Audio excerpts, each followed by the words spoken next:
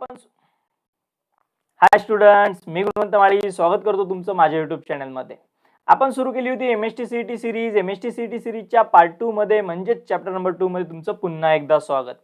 बघा मित्रांनो, आपण चालू केला होता chapter number 2 that is nothing but solutions, आणि सोल्युशन्स या चॅप्टर मध्ये आहे आजचा आपला topic that is elevation of boiling point.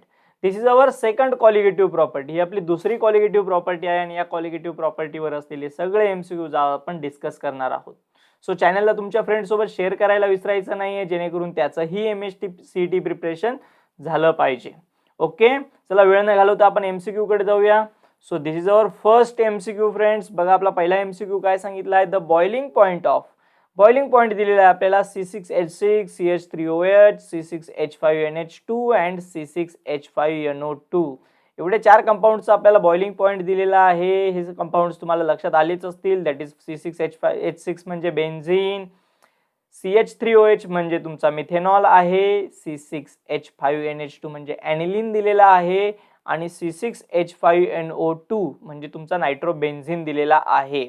Okay, यांचा बॉइलिंग पॉइंट तुम्हाला दिलेला आहे. बघा, बेन्झीनचा बॉइलिंग पॉइंट दिलेला आहे 80, मिथेनॉलचा दिला आहे 65, ॲनिलीनचा दिला आहे 184, तसंच नायट्रोबेन्झीनचा दिला आहे 212 that is 212 degree Celsius respectively. Okay, so which will show the highest vapour pressure at the room temperature. Okay, काय विचारलंय, which one of the following or which one of the following show the highest vapour pressure.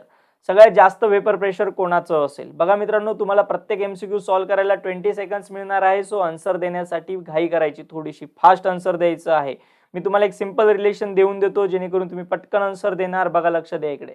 Boiling point आणि vapour प्रेशरचं हे जे relation असतं हे inversely असतं. लक्षात ठेवायचं, ज्याचा बॉइलिंग पॉइंट जास्त त्याचं वेपर प्रेशर कमी असणार आहे. ओके, सो आन्सर देण्यासाठी आता तुम्हाला अगदी इझी झालेलं आहे. So your time starts now. पटकन आन्सर करायचंय, तुमचे 20 सेकंड स्टार्ट झालेले.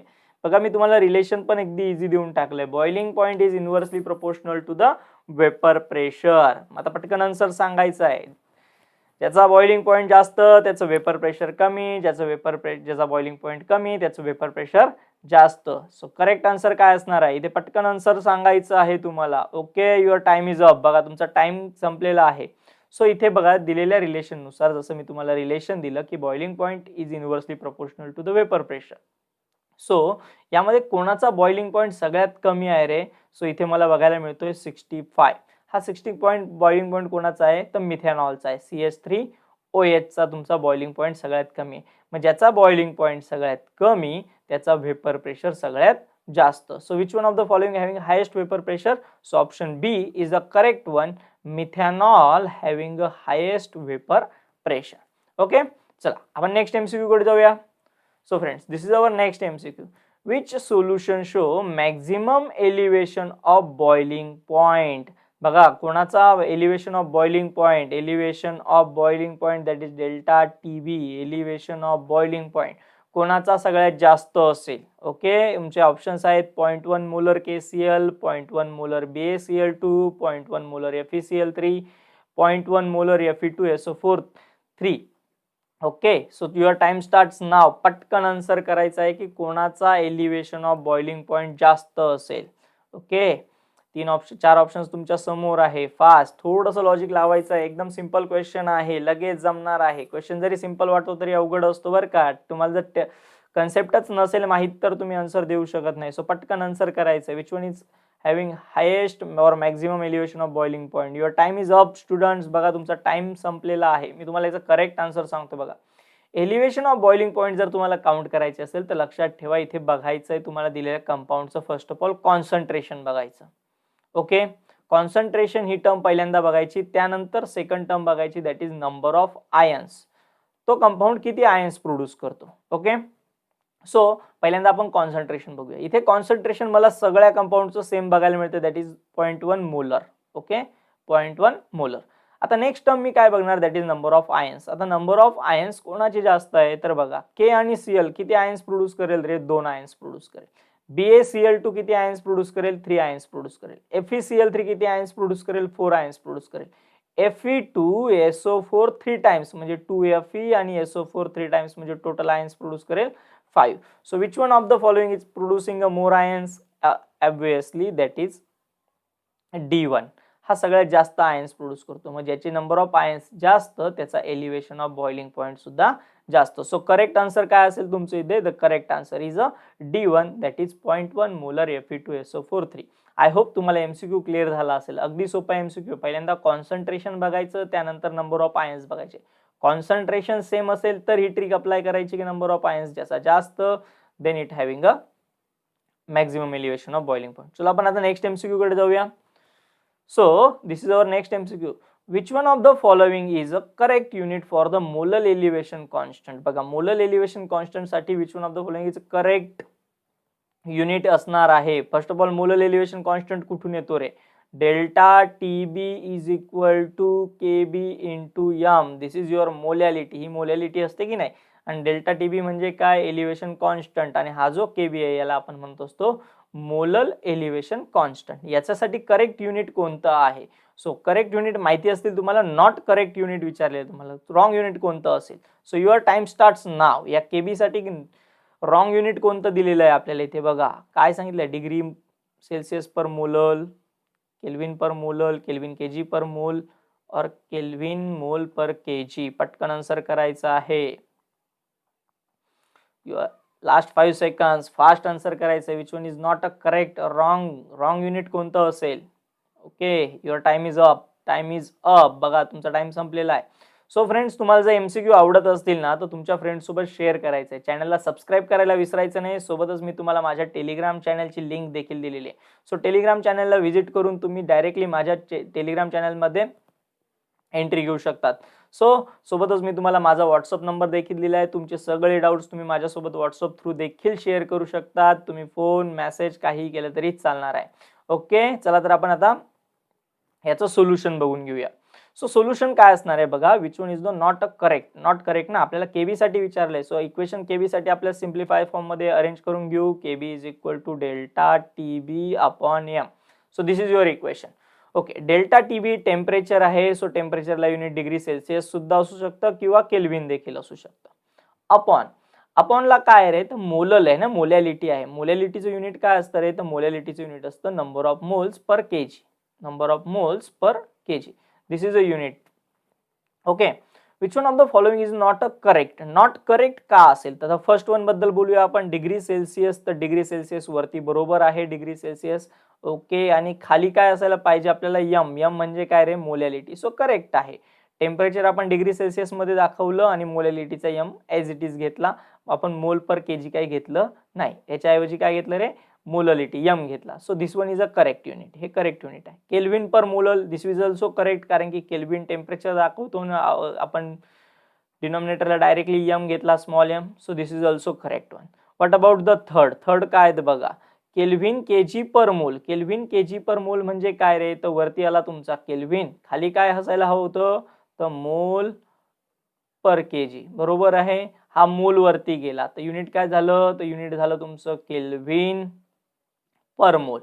ओके, आणि केजीचा काय होऊन जाईल रे? पर केजीचा केजी होऊन जाईल. बघा हेच युनिट दिलंय का तुम्हाला? करेक्ट, हेच युनिट दिलेलं आहे सी मध्ये. So C1 is also correct one. C सुद्धा करेक्ट आहे. मग रॉंग काय झालं? The wrong is D1. D wrong आहे. डी का रॉंग आहे? तर इथे आपल्याला पर मोल हवा होता, पर केजी नव्हे.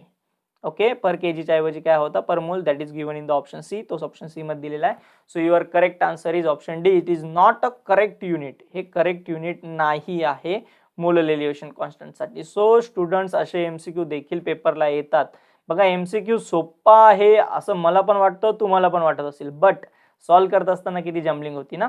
सो चला आपण नेक्स्ट एमसीक्यू कडे जाऊया. So this is our next MCQ. बघा हा एकदम इंटरेस्टिंग आणि सुंदर एमसीक्यू दिलेला आहे. If the amount of non इलेक्ट्रोलाइटची अमाउंट सांगितलेली आहे. Amount of non electrolyte dissolve in double. बघा डबल केलेला आहे. But that of solvent is quadruple. बघा सॉल्वंट क्वाड्रपल म्हणजे 4 टाइम्स. ओके, आणि डबल म्हणजे 2 टाइम्स. ओके, बघा मग नॉन इलेक्ट्रोलाइट डबल केला, सॉल्वंट 4 टाइम्स केला. The elevation of boiling point of the solution will be. मग सोल्युशनचा एलिव्हेशन ऑफ बॉइलिंग पॉइंट काय असेल? फर्स्ट ऑफ ऑल सोल्यूटची जी अमाऊंट आहे ती काय केली आहे रे, डबल केलेली आहे. सॉल्व्हंटची जी अमाऊंट आहे ती 4 टाइम्स केली. So what is the elevation of boiling point of the solution? First of all elevation of boiling point of solution काढण्यासाठी फॉर्म्युला काय आहे? Delta TB is equal to 1000 W2 upon W1, correct, W2 upon W1 into M2. This is your formula. हा तुमचा formula आहे for elevation of boiling point साठी. So let's calculate. चला सांगा मला पटकन आन्सर काय होईल? डबल होईल, हाफ होईल की 4 टाइम्स होईल की अनचेंज होईल? सो युअर टाइम स्टार्ट्स नाव. तुमचा टाइम स्टार्ट झालेला आहे फ्रेंड्स. पटकन आन्सर करायचं आहे विदिन 20 सेकंड्स. काय जास्त हार्ड नाही. मी ऑलरेडी भरपूर क्लिअर करून दिले की सोल्यूटची अमाऊंट ही डबल झालेली आहे. सोल्यूटची अमाऊंट काय झाली आहे?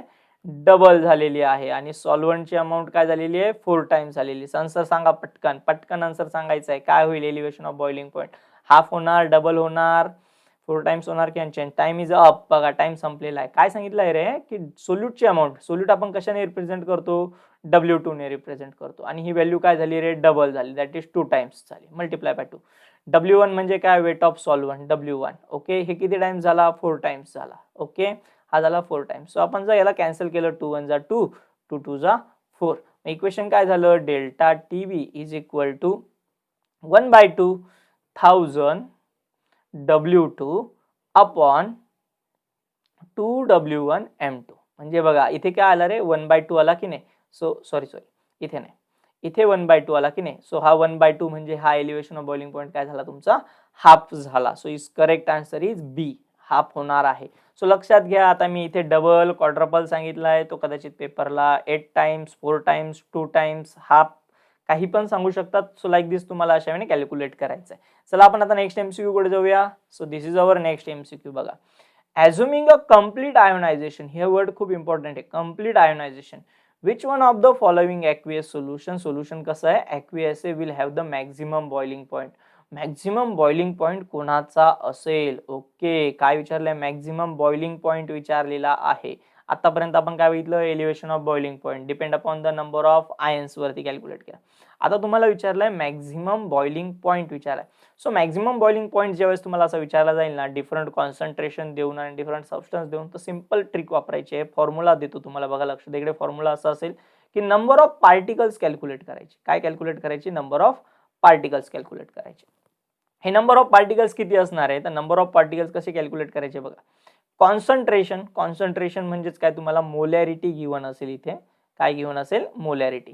Multiply by concentration, that is molarity, multiply by number of ions, multiply by number of ion, okay, and multiply by degree of dissociation, multiply by degree of dissociation that we indicated by alpha, okay, degree of dissociation. मग आता इथे complete ionisation झालंय म्हणजे degree of dissociation काय असेल रे? 1 असेल. इथे degree of dissociation काय असेल? 1 असेल. हा तुम्हाला फॉर्म्युला वापरायचा आहे. Molarity multiply by number of ions multiply by आता डिग्री ऑफ कंप्लीट आयोनायझेशन म्हणजे काय झालं रे? इट इज इक्वल टू 1 असणार आहे. ओके, ज्याच्यामध्ये सगळ्यात जास्त पार्टिकल्स मिळतील, त्याचा बॉइलिंग पॉइंट सगळ्यात जास्त असेल. ज्याच्यामध्ये सगळ्यात जास्त पार्टिकल्स त्याचा बॉइलिंग पॉइंट सगळ्यात जास्त. ओके, लाईक दिस तुम्हाला असं कॅल्क्युलेट करायचं आहे. सो चला, तुमचा टाइम स्टार्ट होतोय. करा कॅल्क्युलेशन फास्ट आणि आन्सर सांगा कमेंट बॉक्स मध्ये पटकन. 0.2 मोलर असेल NaCl, 0.2 मोलर CaCl2 असेल, 0.1 मोलर ApCl3 की 0.1 मोलर BaCl2. 10 सेकंड्स आहेत, फास्ट कॅल्क्युलेशन करा. नंबर ऑफ पार्टिकल जेवढे जास्त तेवढा maximum boiling point. Last 5 seconds आहेत, फास्ट आन्सर करायचा आहे. एवढा टाइम नाही लागला पाहिजे. Okay okay okay, very good. चला आपण आन्सर बघूया याचं. बघा, फर्स्ट ऑफ ऑल चला ए साठी कॅल्क्युलेट करूया आपण. ए साठी नंबर ऑफ पार्टिकल्स किती येणार? ओके, ए साठी नंबर ऑफ पार्टिकल्स किती येणार? याचं कॉन्सन्ट्रेशन किती होतं? 0.2 होतं, correct. Multiply by number of ions किती होते रे? एक होता Na, एक होता Cl. सो मल्टिप्लाय बाय 2 आणि मल्टिप्लाय बाय 1. सो आन्सर काय आलं रे? 0.4 आन्सर आलेला आहे.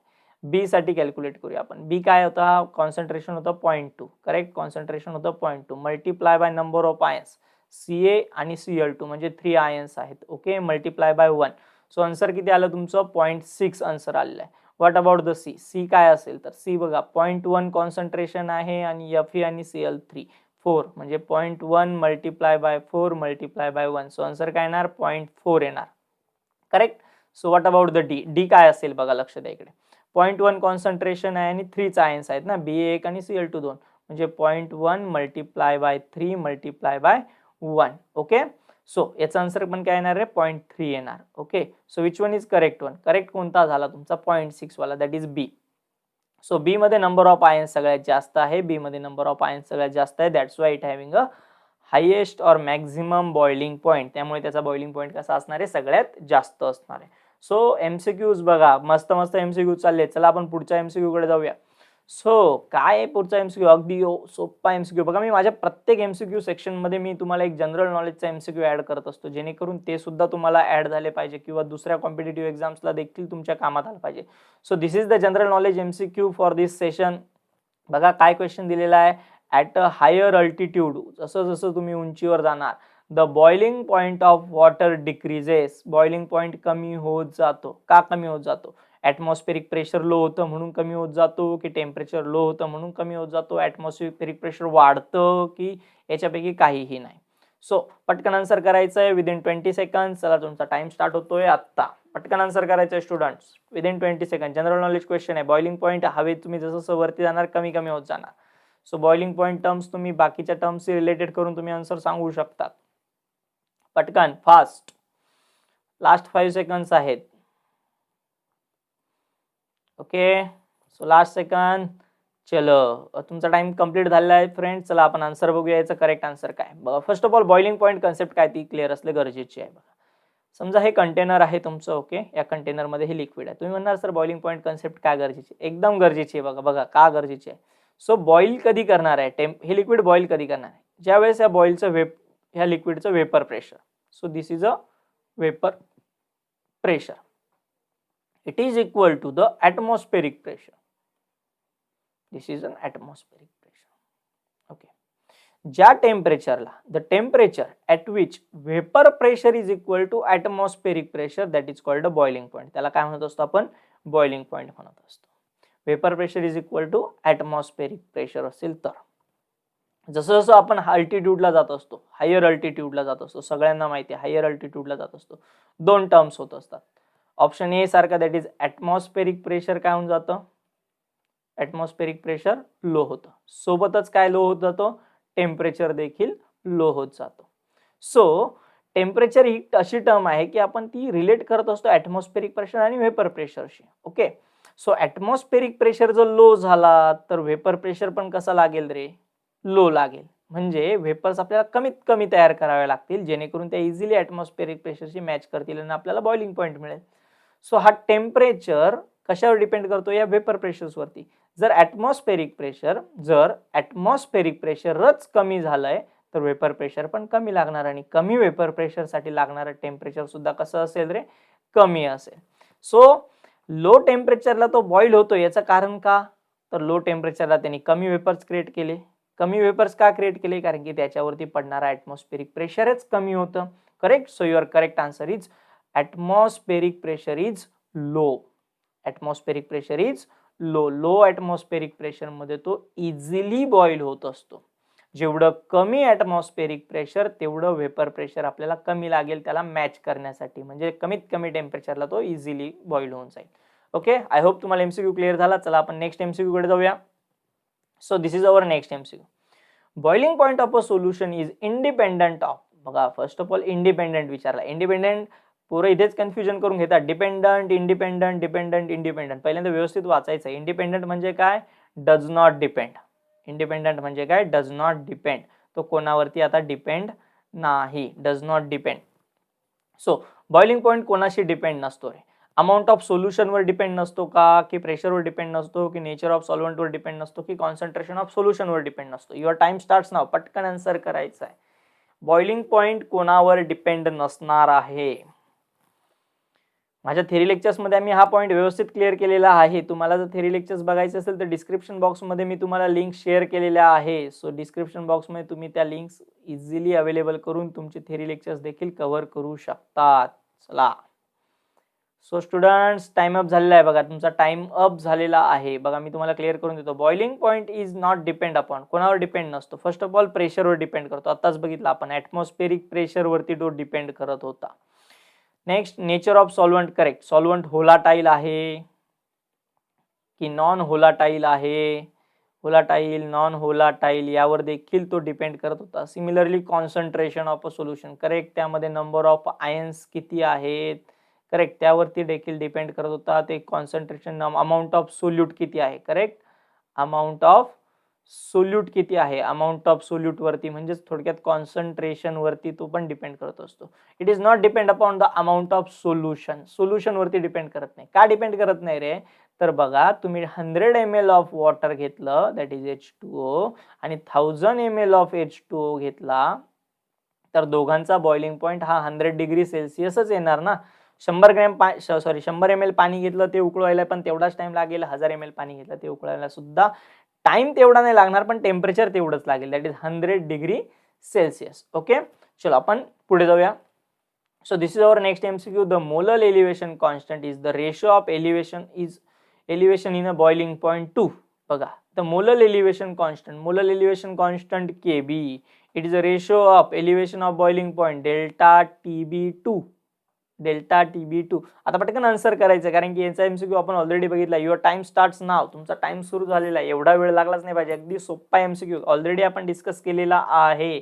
पटकन फास्ट आन्सर करायचं आहे. याचं खाली ही कोणती टर्म असते, molar elevation constant Kb delta Tb upon what, याचं युनिट बघितलं आपण आत्ताच. आन्सर करायचं आहे फास्ट, एकदम इझी MCQ आहे, एकदम फास्ट आन्सर करायचं आहे.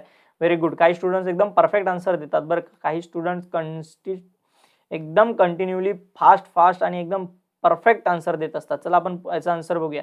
सो इक्वेशन काय बघितलं होतं रे, Kb is equal to delta Tb upon small m. Small m is nothing but a molality. Small m म्हणजे काय रे, तर मोलॅलिटी हे त्याचं आन्सर होतं, करेक्ट. सो मोलॅरिटी ही टर्म याच्यात नव्हती येत, मोल फ्रॅक्शन ऑफ सोल्यूट पण नव्हता आणि मोल फ्रॅक्शन ऑफ सॉल्व्हेंट पण नव्हता. चलो, at the end this is the link of my Telegram channel. मी टेलिग्राम चॅनलची लिंक तुमच्यासोबत शेअर केलेली आहे. टेलिग्राम चॅनलचं नाव आहे केमिस्ट्री बाय गुणवंत माली. जे तुम्ही इझिली या लिंकले व्हिजिट करून माझ्या टेलिग्राम चॅनलला जॉईन होऊ शकता, जिथे मी तुम्हाला previous year question paper, study material आणि इम्पॉर्टंट MCQ देखील शेअर करणार आहे. आम्ही डेली एक इम्पॉर्टंट MCQ शेअर करत असतो. सो इम्पॉर्टंट MCQ देखील तुम्हाला डेली सॉल्व्ह करायचे असतील तर तुम्ही टेलिग्राम चॅनलला जॉईन व्हा, जिथे तुम्हाला स्टडी मटेरियल, विविध नोटिफिकेशन्स, म्हणजे ज्या नोटिफिकेशन्स कंटिन्युअसली तुम्हाला मिळत असतात, जेईच्या डेट्स आता जनरली रिलीज झाल्या आहेत त्याचे नोटिफिकेशन, नीट वगैरे, या सगळ्या नोटिफिकेशन तुम्हाला टेलिग्राम चॅनलला इझिली अवेलेबल होतात. सोबतच चॅनलला सबस्क्राईब केलं नसेल, सबस्क्राईब करा. चॅनलचं नाव तुम्हाला माहिती आहे, गुणवंत माळी. सो चॅनलला सबस्क्राईब करायला विसरायचं नाही. सोबतच तुमच्या फ्रेंड्ससोबत देखील शेअर करा. फ्रेंड्ससोबत शेअर केल्यानंतर प्रिपरेशनला अजून मजा येईल आणि प्रिपरेशन योग्य रीतीने चांगलं होईल. So this is my WhatsApp number. मी तुम्हाला इथे माझा व्हॉट्सअप नंबर देखील दिलेला आहे, 9518920195. सो तुम्ही व्हॉट्सअपद्वारे देखील मला तुमचे डाऊट शेअर करू शकतात. This is all about the today's lecture. Thank you very much. Tata, bye bye.